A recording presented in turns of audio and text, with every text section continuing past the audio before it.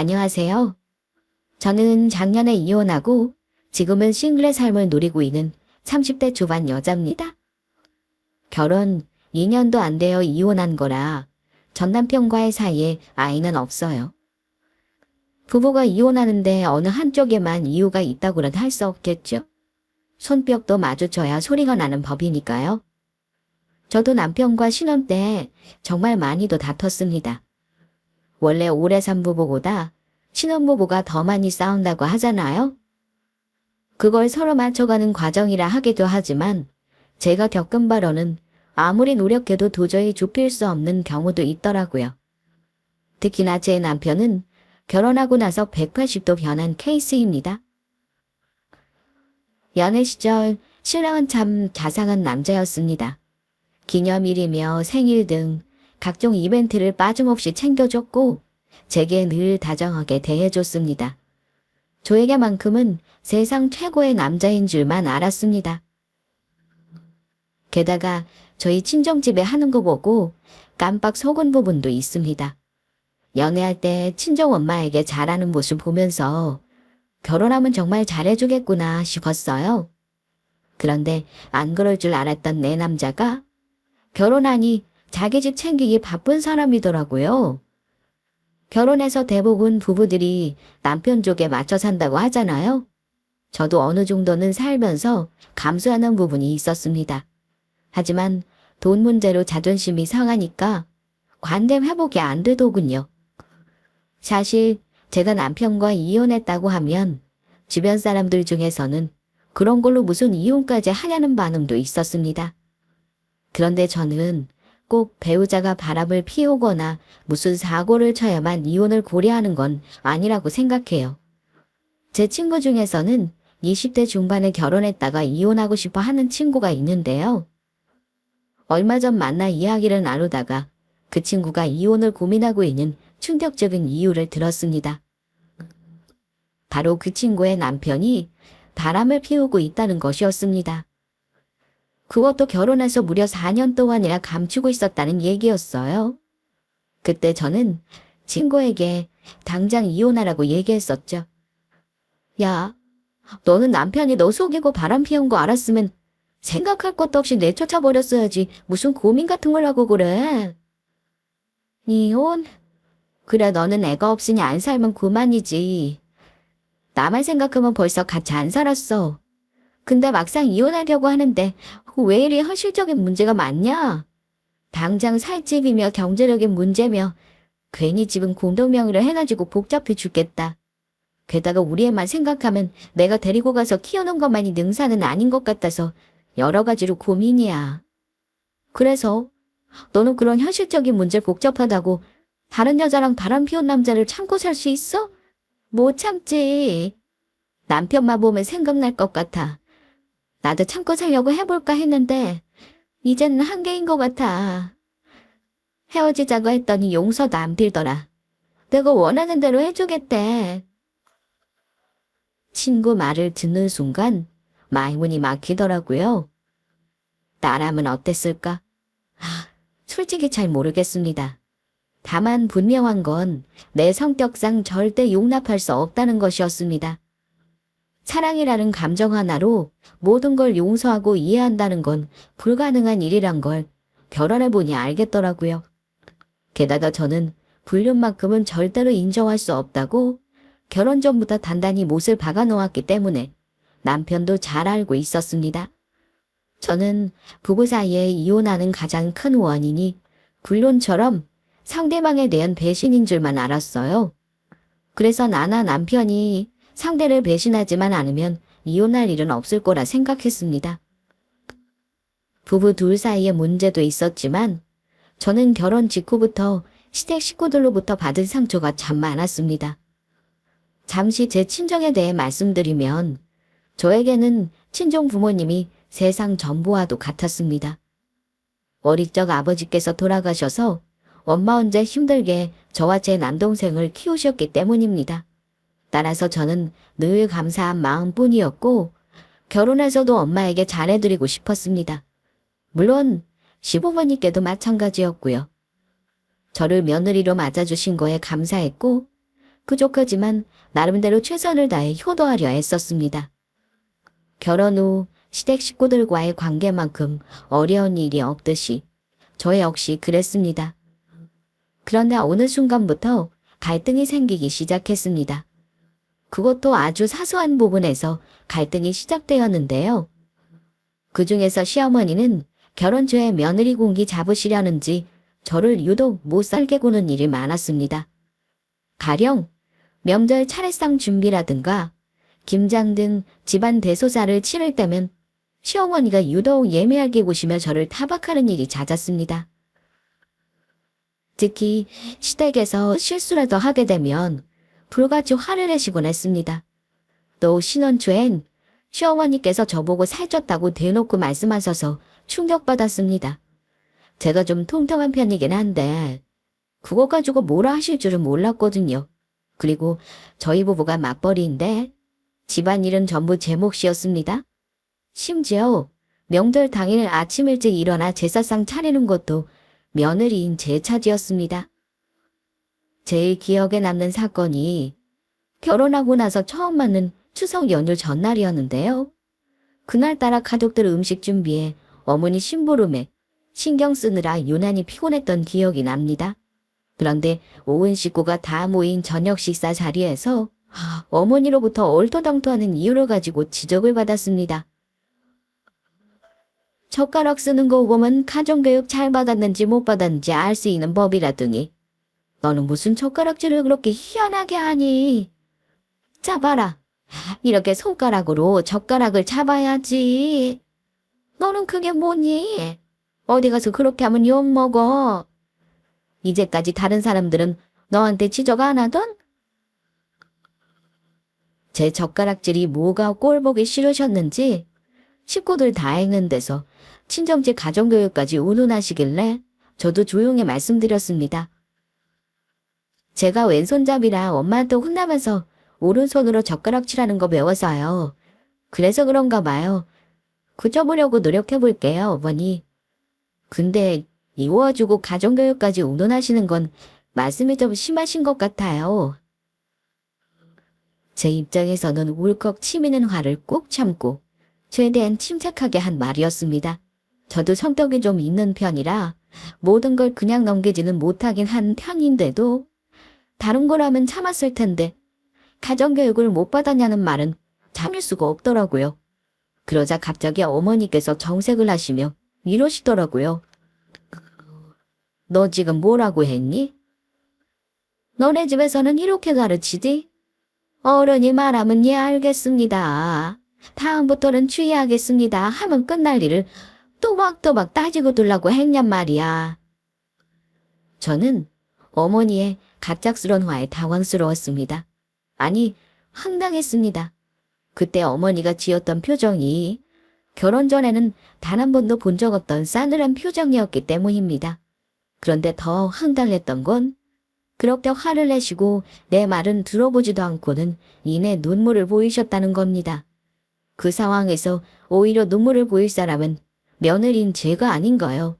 그런데 어머니가 눈물을 보이시는 영문을 알 수 없었습니다.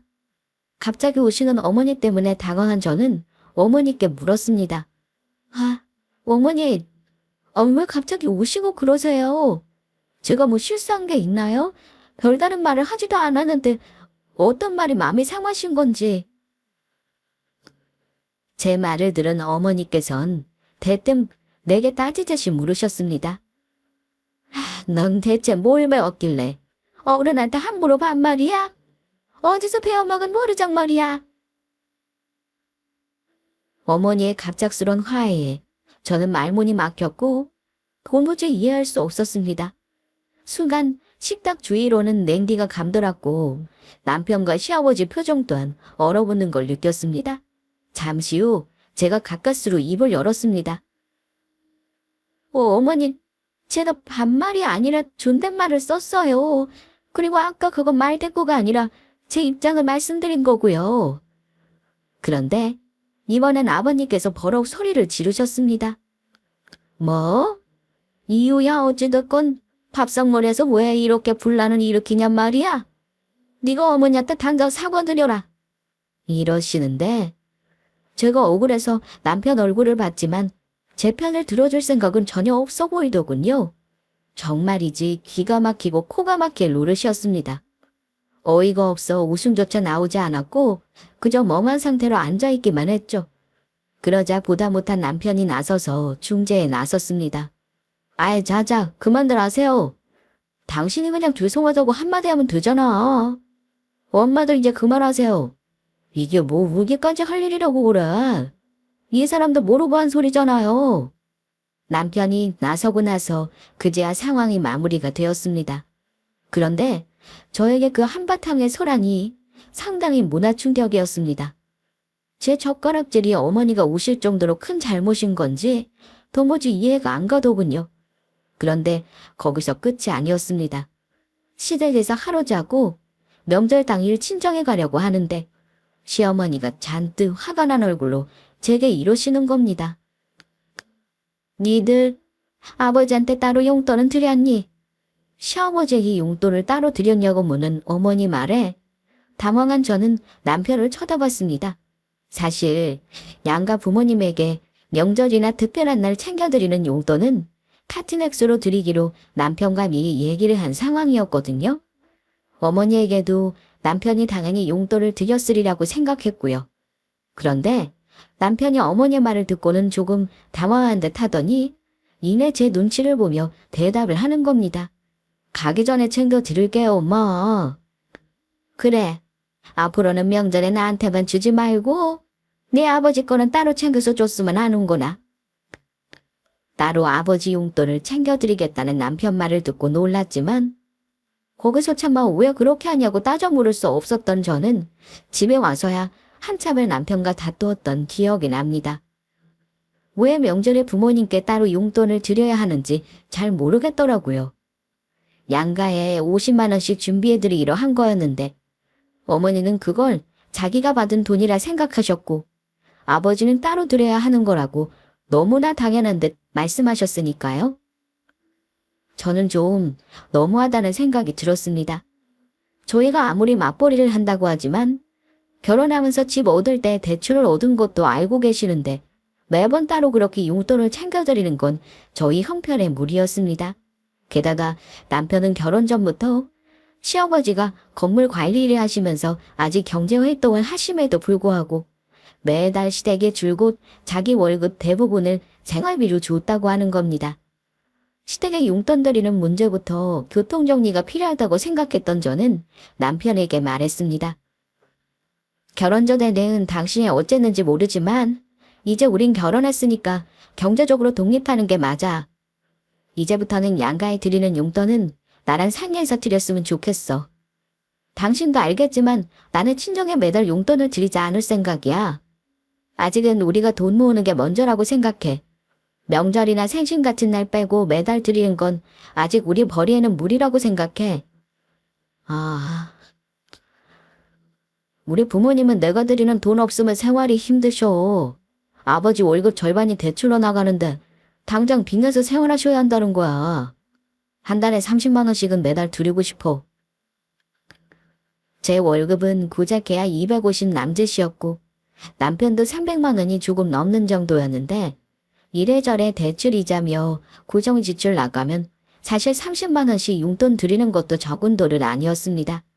남편은 생활비 드리는 액수를 줄일 수는 있어도 안 드리는 건 당장 어렵겠다길래 저는 속상하긴 했지만 일단 수긍했습니다.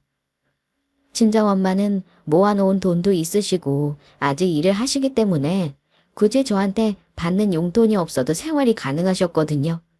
솔직히 시댁 경제사정이 그럴 거라고는 저도 몰랐습니다. 결혼할 때 양가에 도움받지 말자고 먼저 말한 건 남편 쪽이었고 그래서 오롯이 저희 힘으로만 하자고 해서 최대한 형편에 맞춰 결혼한 거였는데 그게 자기 집에서 도움을 못 받을 거 알고 얘기하는 거란 걸 그때야 알게 되었고요. 뭐 거기까지는 그래도 납득했습니다. 저 역시 친정엄마가 저 결혼하는데 부담되는 건 원치 않았으니까요. 하지만 경제적으로 어느 한쪽 부모가 자식한테 기댄다는 건 상당히 부담스러운 일이긴 했습니다. 그런데 결혼 후 줄곧 맞벌이를 해왔지만 둘이 번다고 벌어도 이상하게 형편은 좀처럼 나아지지 않았습니다. 매달 대출금을 갚고 나면 빠듯한 새말미 탓에 늘 쪼들리는 기분이었습니다. 그럼에도 불구하고 저는 할도리는 해야 한다는 생각에 시부모님 생신이나 명절 때면 어김없이 선물이나 용돈을 따로 챙겼습니다. 물론 경제적으로 여유가 많지는 않았지만 친정엄마에게는 인색해도 시댁 부모님께는 형식적으로라도 잘하고 싶은 마음이 컸습니다. 그래야 나중에 혹시라도 서운하다는 소리를 듣지 않을 것 같아서요. 물론 형편이 넉넉하다면야 걱정 없이 드릴 수 있었겠죠. 하지만 그 당시 상황에서는 무리였습니다. 이혼한 지금에 와서야 돌이켜보면 제가 참 이기적이고 못된 딸이었죠. 어쨌든 엄마에게 미안한 마음에 명절이나 생신 때면 선물 사드리긴 했지만 그걸로 충분하다고 생각했습니다. 엄마는 그것도 부담스럽다면서 우리가 당신 때문에 돈 쓰는 걸 극도로 싫어하셨지만요. 아무튼 처음 결혼 생활 1년간은 그렇게 아끼고 사는데도 불구하고 당최 돈이 모이지가 않았습니다. 그런데 어느 날 남편이 다음 날에 나갈 카드값이 많다며 한숨을 쉬더라고요. 우리는 대체 왜 돈이 안 모이는 거야? 아무래도 돈 관리를 한쪽에서 하는 게 낫지 않아? 각자 생활비 내면서 하니까 돈이 중구난방으로 가는 거잖아. 남편은 경제권을 하나로 합치길 원했고 우리가 돈을 못 모으는 이유가 자기가 돈 관리를 전적으로 하지 않아서라 생각하는 듯 했습니다. 도대체 뭐가 문제일까 고민 끝에 제가 그랬습니다. 당신 계좌 내역 나한테 다 보여줘봐. 대체 뭐가 문제인지 좀 봐야겠다. 보고 당신 말이 맞는 것 같으면 당신한테 경제권 주는 거 생각해 볼게. 그래서 제가 남편과 저의 지출 내역을 좀 살펴봤는데요. 남편 계좌를 보니 매월 고정적으로 나가는 지출 항목에 눈이 띄었습니다. 그건 다름 아닌 시부모님께 드리는 용돈이었습니다. 그런데 매달 30만 원씩 드리기로 한 용돈 외에도 부수적으로 챙겨드렸던 돈이 꽤나 되더라고요. 게다가 지난달 지출 내역을 보니 시부모님 생신 선물이며 병원비며 시부모님 앞으로 나간 돈이 대부분이었습니다. 물론 남편이 저보다 수입이 더 많긴 합니다. 그러니 어떻게든 감당했겠지만 액수가 너무 과하다 싶었습니다. 그래서 제가 그랬습니다. 이러니까 돈이 안 모이지. 우리 공동 생활비 내고 이렇게 돈을 다 쓰는데 빚 안 지는 게 신기하다. 부모님 병원비 같은 건 알아서 하셔야지. 이런 것까지 우리가 다 부담해야 하는 건 좀 아닌 것 같아. 아직 우리 형편이 이러니까 대출 갚을 때까지는 용돈만 드리자고 한 거잖아. 당신 같으면 내가 우리 엄마 병원비며 마트에 사는 거 전부 내가 비용 드린다고 하면 흔쾌히 그러나 할 수 있어. 당신은 우리 부모님한테 드리는 돈이 아까워서 이러는 거야? 아니 막말로 나도 솔직히 서운해. 내가 우리 엄마 덜 챙기는 건 순전히 우리 부부를 위해서 그런 거야.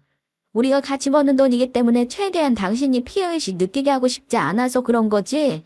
내가 챙길 줄 몰라서 이러는 거 아니라고. 양가 부모 똑같이 챙기는 건 기본 아니야. 그래도 나는 당신 사정 듣고 시댁을 더 챙기는 거 뭐라 한 적 없잖아. 그럼 당신도 알아서 적당히 해야지. 나한테 말도 안 하고 이렇게 할 거면 뭐하러 결혼했어? 그냥 혼자 살아. 뭐? 적당히. 내가 우리 집 돈을 우리 부모님한테 다 갖다 퍼주기라도 했어. 당신은 뭐 얼마나 잘했다고 그래. 당신 솔직히 우리 엄마한테 생신이랑 어버이날 빼고 단돈 10원이라도 용돈 쓰시라 드린 적 있어. 없잖아. 나는 그래도 당신 부모님한테 형식적으로라도 할더리는 했어. 아무튼 이럴 거면 우리 엄마한테도 한 달에 10만 원이라도 드려. 그런 제 말에 남편으로부터 뜻밖의 대답이 돌아오더군요. 우리 부모님한테 드리는 건 안 아까운데 이상하게 처가에 주는 돈은 왠지 모르게 아깝더라. 우리 형편이 이런데 장모님한테까지 매달 드리는 건 사실 어렵다는 거 당신도 잘 알잖아. 그 말 듣고 기가 막혔습니다. 제가 그동안 시댁에 해온 행동이 후회스러울 정도로요. 아무리 경제적으로 여유가 없다고 하지만 그건 배우자 부모에 대한 기본적인 마음 씀씀이 아닌가요? 자기 부모에게는 매달 돈 갖다 바치면서 정작 장모에게는 양말 한 켤레 드리지 않는 사이가 대체 어디 있단 말입니까? 정말이지 그때 남편에 대한 정남이가 뚝 떨어지더군요. 그러면서 한다는 소리가 더 웃겼습니다. 우리 부모님은 원래 결혼하면 처가보다는 당신들 잘 챙기라고 하셨던 분들이셔. 원래 결혼하면 여자는 남자 쪽한테 잘해야 하는 게 맞아. 이건 당신이 좀 이해해줘.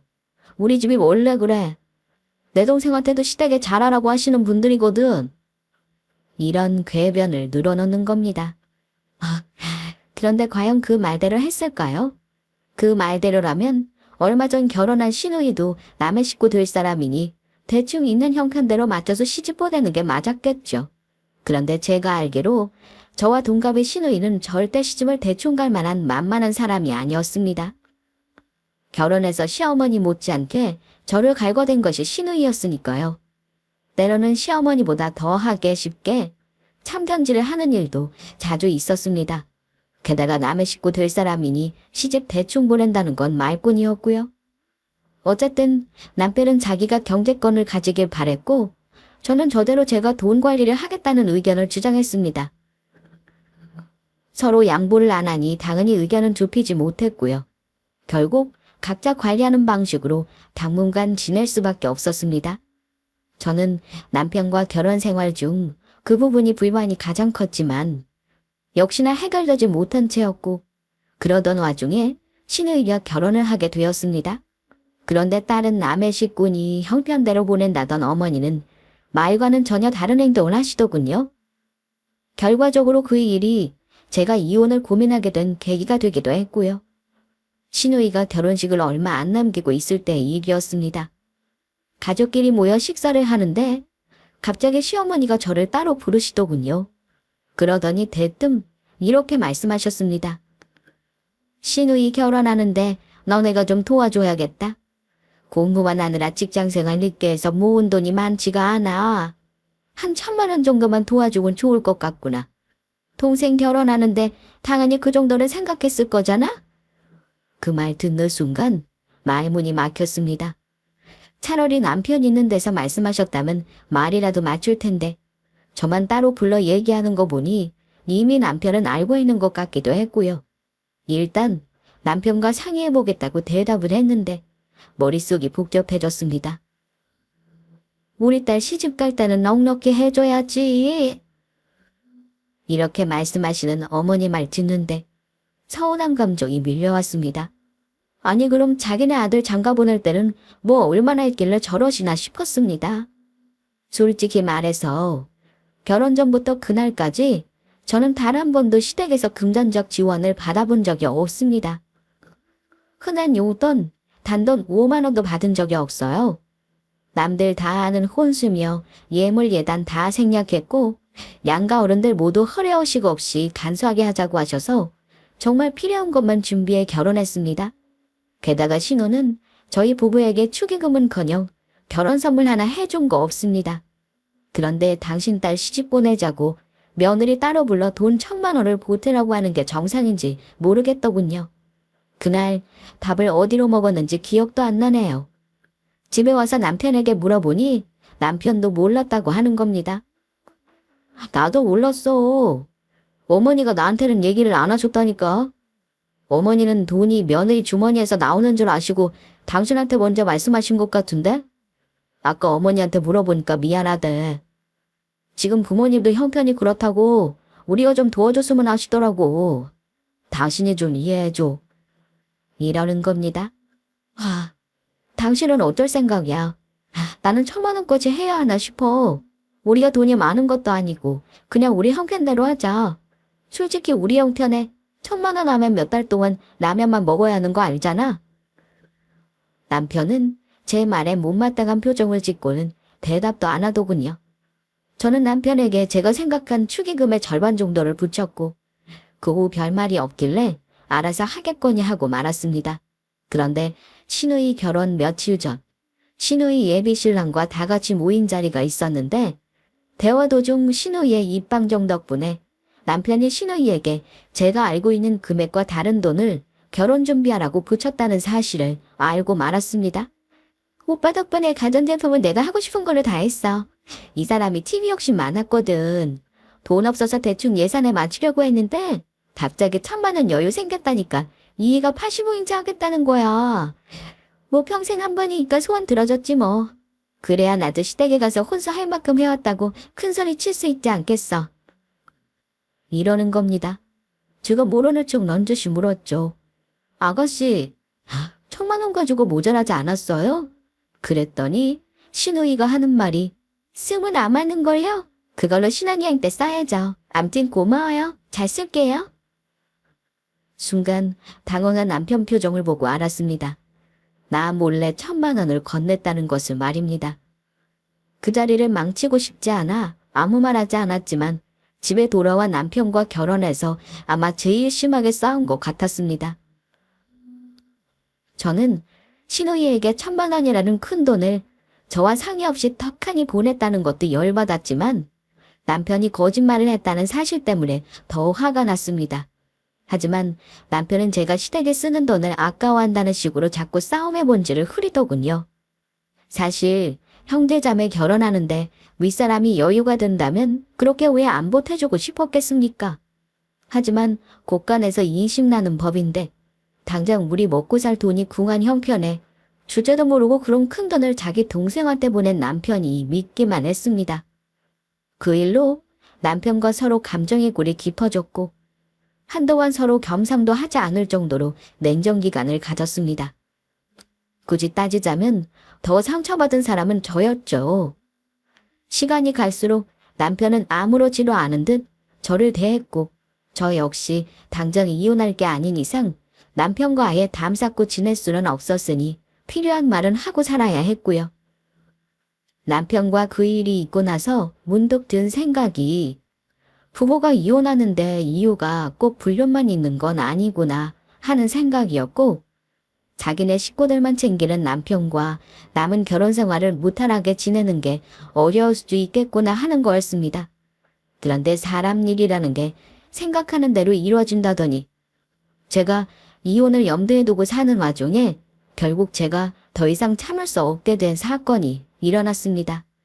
바로 제 남동생이 결혼을 하게 되면서 남편의 치졸함의 끝을 보게 된 사건이었는데요. 제 남동생은 작년 코로나가 막 기승을 부리던 시기에 결혼했습니다. 코로나 때문에 많은 사람을 초대하지도 못했고 가족끼리 조촐하게 치르게 되었죠. 다만 마음 한구석이 영 불편했습니다. 아무래도 친동생인데 남들만큼 해주고 싶은 마음이 들어서입니다. 물론 형편상 무리라는 걸 잘 알고 있었습니다. 그럼에도 불구하고 일생에 한 번 보이니 형편되는 한 도와주고 싶었습니다. 맨날 돈 없다고 노래를 부르던 남편도 신우이에게는 1,000만 원이라는 거금을 했으니 번씩은 신우이 축의금에 반의 반이라도 지원해둘 생각을 하겠거니 생각한 게 사실입니다. 1,000만 원까지는 아니지만 제가 따로 모아놓은 비상금이 있긴 했습니다. 남편 모르게 줄 수도 있었지만 그래도 부부 사이에 돈 문제로 거짓말을 해서는 안 된다 생각했던 저는 남편에게 동생 축의금을 스윗맛이 물어보았습니다. 내 동생 결혼 때 축의금 얼마 정도 할 생각이야? 나 결혼할 때 내 동생이 100만 원 해준 거 알지? 그래도 나는 300만 원 정도는 했으면 좋겠는데 다시 생각은 어때? 그런데 200이란 말에 남편이 펄쩍 뛰더니 200은 우리 형편에 너무 부담이야. 처남 축의금은 내가 형편껏 넣을게. 당신은 그렇게 알고 있어. 그럼 내가 따로 축의금 안 해도 되는 거지? 남편이 알아서 하겠다길래 그냥 우리가 받았던 그대로 돌려주려나 보다 생각했습니다. 신우이 일로 미안했는지 제게 따로 돈을 달라 말하지도 않았고요. 하지만 고작 200만 원 가지고 펄쩍 뛰는 남편에게 서운한 감정이 드는 건 어쩔 수 없었습니다. 그래도 남편이 형편껏 넣는다고 하니 저는 그 말을 철석같이 믿었고요. 그런데 제 동생 결혼식이 끝나고 나서 세상 어처구니 없는 사실을 알았습니다. 축의금 명단을 확인한 엄마가 혹시 축의금 접수를 받았던 친척이 잘못 적은 게 아닌가 해서 확인한 전화를 하신 거였죠. 희정아, 너 혹시 축의금 50만 원 한 거 아니니? 최서방한테 한번 확인해봐라. 뭔가 잘못된 것 같아서 전화했어. 엄마 그게 무슨 말이에요? 축의금이 50이라니. 나는 100만 원 한다고 들었던 것 같은데. 아이, 그게 아닌 것 같으니 엄마가 확인차 전화한 거야. 최서방 이름으로 축의금 들어온 게 5만 원으로 되어 있길래 혹시 0을 하나 빼먹고 적은 게 아닌가 했는데 한번 네 신랑한테 확인해봐. 엄마 말을 듣고 가슴이 쿵 하고 내려앉는 걸 느꼈습니다. 저는 바로 남편에게 확인해봤죠. 당신 혹시 내 동생 축의금 얼마 한 거야? 설마 정말 5만 원 한 건 아니지? 50만 원 한 거지? 저는 50만 원까지도 이해하려 했습니다. 그런데 남편의 대답은 5만 원 맞는데? 뭐 잘못됐어? 장모님이 왜 전화하신 건데? 우리 집 상황 보고 넣은 금액이야. 지금은 한 달에 10만 원도 아쉬운 거 당신도 알잖아. 나중에 우리 잘 되면 더 챙겨주자, 어? 내가 지금 대출 내랴 부모님 챙기랴 너무 힘들어서 그래. 그 말을 듣고 그게 사실이라는 거 안 순간 정말 남편을 때리고 싶더라고요. 뭐? 5만 원. 당신 진짜 미쳤어. 내 동생이 무슨 회사 사람이야. 회사 동료 축의금 내듯이 5만 원을 냈다는 거야 지금.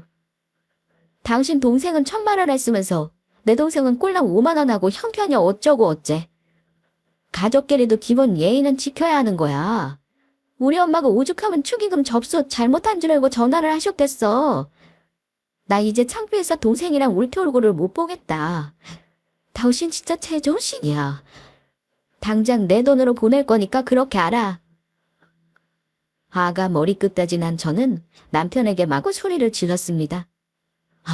지금 와서 생각해보면 아마 이때부터 쌓인 감정이 폭발한 것 같습니다. 도저히 참을 수 없어서 헤어지자고 했습니다. 그랬더니 남편 역시 난리가 났습니다. 무슨 이깟 일로 이혼을 운운하냐더군요. 결혼해서 지금까지 당신의 집에 퍼준 돈이 대체 얼마냐. 내가 진작에 알아보고 때려치웠어야 하는 건데 이런 걸 보고 낸거 확신이 드네. 우리 이혼하자.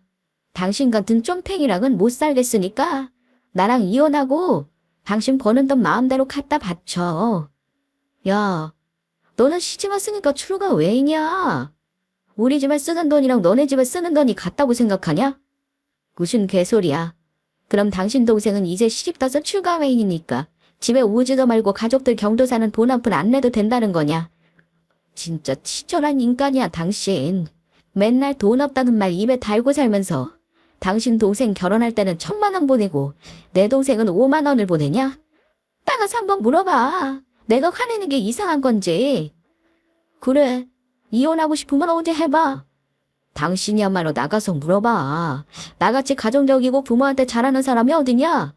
내가 당신 여자 문제로 속 썩인 적 있어. 없잖아. 근데 이혼한다고? 지나가는 개가 없겠다. 남편은 제가 이혼을 요구하는 것 자체를 이해하지 못했고 심지어 비웃기까지 했습니다. 그런 사람하고 무슨 대화를 더 되겠어요. 저는 이미 이혼하겠다는 마음을 굳힌 상태였고요. 말다툼 끝에 저는 남편에게 내 이름으로 계약한 집이니 나가라고 했습니다. 그런데 남편은 버티고 안 나가더라고요. 자기가 왜 나가니요? 이혼 얘기는 제 입에서 먼저 나온 게 아니냐고 나가라면 네가 나가라고 하더군요. 먼저 집에서 나가는 사람이 불리하다는 말을 들은 적이 있어서 저도 끝까지 버텼습니다. 저 여태껏 살면서 누군가를 패고 싶다는 생각을 해본 적이 없었는데 그때는 남편의 면상을 한 대 치고 싶은 충동까지 들더군요. 이미 저희 부부 사이 신뢰는 회복할 수 없었습니다. 저는 그날 이후 회사 연차까지 내고 바로 변호사 사무실로 찾아가 상담을 받았습니다. 그랬더니 제 경우에도 배우자로부터 부당한 대우를 받은 경우로 볼 수 있다고 하는 겁니다. 어찌 보면 갖다 붙이기 나름인 조언 같기도 하지만 분명 제가 부당한 대우를 받은 건 맞으니까요. 소장을 접수하기 전에 저는 마지막으로 남편에게 협의 이혼 의사를 물었습니다. 당신이 협의 이혼해주면 둘이 조용히 끝내겠지만 그게 아니라면 나는 소송해서라도 이혼할 거야. 그 경우엔 나도 위자료를 최대한 청구할 거라는 사실은 알아둬라. 당신 정말 이혼하겠다는 거야? 도대체 내가 무슨 큰 잘못을 했다고 그래? 나중에 금전적으로 여유 생기면 처남한테 주자고 했잖아. 고작 이런 일로 소송까지 한다는 거야. 당신 잘못을 모른다는 게 가장 큰 문제야. 당신은 앞으로 10년이 지나도 여유가 안 생길 사람이야. 뭐 돈이야 벌겠지. 근데 당신 마음 씀씀이는 20년이 지나도 그대로일 듯 싶다. 나는 당신같이 이기적인 사람이랑은 못 살아. 평생 당신 집에만 봉사할 여자를 잘 찾아봐. 남편은 제가 이혼을 하자고 한 걸 협박 정도로만 들었던 것 같습니다. 자꾸 별거 아닌 걸로 이혼하자고 한다며 저를 예민한 여자 취급하길래 한마디 해줬습니다. 당신같이 행동하는 게 배우자한테 부당한 대우를 하는 거야. 알겠어? 부부가 꼭 서로 극단적인 이유가 있어서 이혼하는 줄 알아. 나는 이 집 와서 종년 노릇하고 돈 벌어준 사람일 뿐이었어. 말로는 가족이라면서 당신한테는 나랑 우리 가족 친정 식구들은 가족이 아니었잖아. 내 말이 틀려. 당신처럼 자기 식구들만 챙기는 것도 충분히 이혼 사유야. 뒤늦게 꼬리를 내리고 미안하다 말하는 남편이었지만 저는 오만정이 떨어졌는지 치근할 날을 생각조차 들지 않았습니다. 아무래도 순순히 이혼할 생각이 없어 보이길래 제가 소장 접수하겠다 하니 뭘 하는 줄 아세요? 역시나 돈 없다 노래를 부르는 남편은 위자료를 저에게 주는 게 아까웠는지 울며 겨자 먹기로 도장을 찍어주겠다고 하네요. 솔직히 말하면 그렇게 나올 줄 어느 정도는 짐작했습니다. 사실 변호사 상담받을 때 혼인기간이 짧기 때문에 위자료가 많이 산정되지 않을 거라 말은 들었습니다. 둘이 정확히 재산 나누고 단돈 1,000만 원이라도 받으면 다행이라 생각하자고요.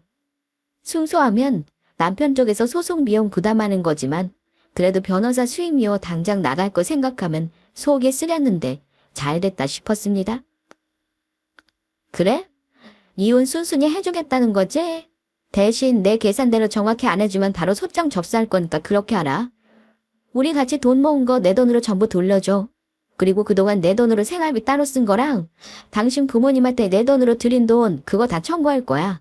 입금 똑바로 해. 집 보증금은 내가 받아서 당신한테 보탠 돈만 돌려줄 거야. 남편은 저의 요구사항을 듣더니 피차 이혼하는 마당에 자기를 다 털어먹을 생각이냐며 분개했지만 아랑곳하지 않았습니다. 저는 미리 작성해내온 이혼 서류를 남편에게 들이밀었습니다. 그랬더니 조금 전까지 울상이었던 사람이 한다는 소리가 당신 참 대단하다. 미리 계산해서 다 준비까지 해놨네. 그래, 나도 너랑 지긋지긋하다. 그냥 당신 하고 싶은 대로 해. 이러길래 들고 있던 이혼 서류를 돌들 말아 남편 뺨따기를 몇 대 쳐줬습니다. 아휴, 이 인간아. 다른 여자 인생 망치지 말고 너는 평생 혼자 살아라. 그 인간은 분한지 씩씩거리며 이혼 서류에 서명을 했고요. 그런데 결론만 말씀드리자면 저 결국 협의 이혼 못하고 소송했습니다. 이혼해줄 것처럼 사인까지 했던 그 인간은 같이 법원에 가야 하는 날 약속을 안 지키고 나오지도 않았어요. 그래서 결국은 소송했습니다. 그 인간은 애초부터 저랑 이혼해줄 생각이 없었던 거였어요. 설마 내가 소송까지 하겠냐 싶었겠죠?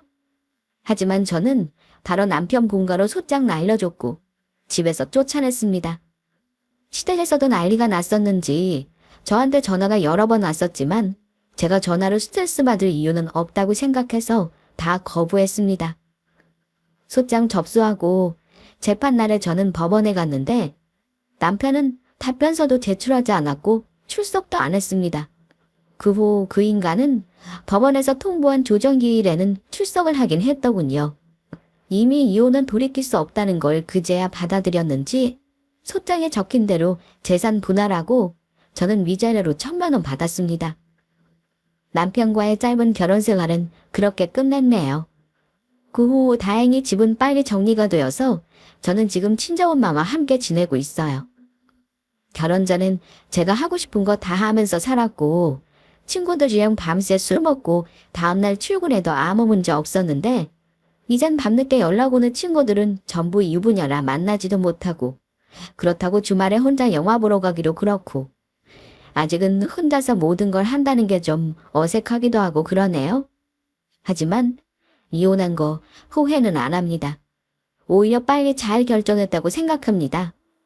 한번 해봤으니 다음번에는 더 잘할 수 있겠다 싶고요. 아직 재혼 생각은 없지만요. 여러분 중 부부 사이에 치명적인 문제가 아니라고 해서 아니다 싶은 거 참고 사시는 분이 있다면 그러지 말라고 말씀드리고 싶어요. 부부 사이에 문제가 서로 대화로 해결할 수 있는 일이면 좋겠지만 저처럼 가치관의 차이가 심해서 도저히 해결 안 되는 문제가 있다면 이혼도 답일 수 있습니다. 참고 사는 것만이 능사가 아니라는 것 꼭 명심하시기 바랍니다. 제 사연은 여기까지입니다. 다소 격한 표현이 있더라도 너그럽게 이해해 주시기 바라며 사연 마치겠습니다. 감사합니다.